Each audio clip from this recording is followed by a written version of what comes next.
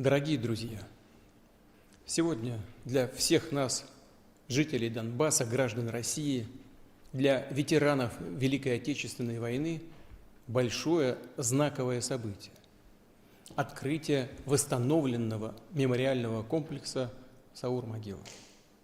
Его восстановление – это возрождение памяти о подвигах и героях поколениях победителей, о тех, кто, не щадя себя, освобождал Донбасс от нацистских захватчиков, отважно сражался за Донецкие степи и берега Меуса, за высоту древней Саур-Могилы, которая стала важнейшим плацдармом при наступлении Красной Армии летом 1943 года. Эта военная операция началась практически одновременно с Курской битвой и сыграла огромную роль в коренном переломе хода Великой Отечественной войны. Нацисты построили на Донбассе одну из самых мощных оборонительных линий.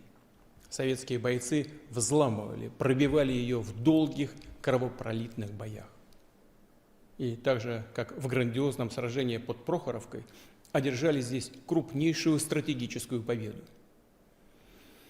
Саур-Могила, как и Сапун-гора, Мамаев курган, стали для нас великими святынями, за которые насмерть стояли наши отцы, деды и прадеды.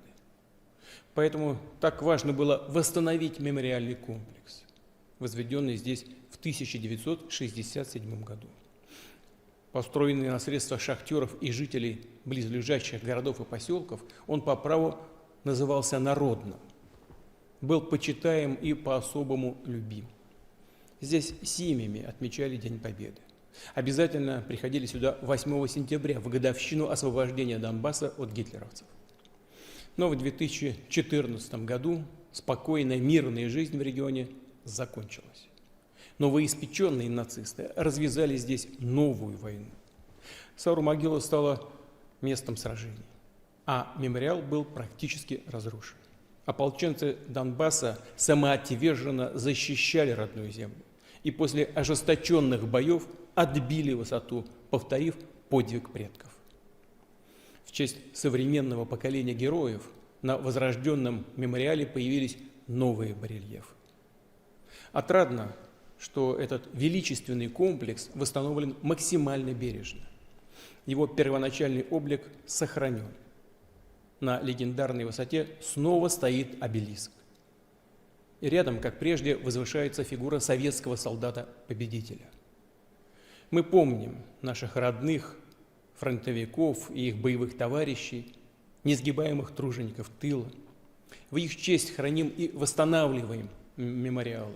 И никогда не сможем понять и принять стремление уничтожить, разрушить то, что напоминает, рассказывает о героизме предков, об их мужестве, страданиях и жертвах.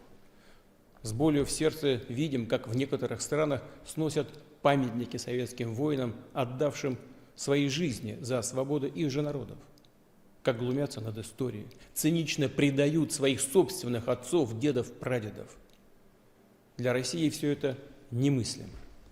Мы плоть от плоти наших героев.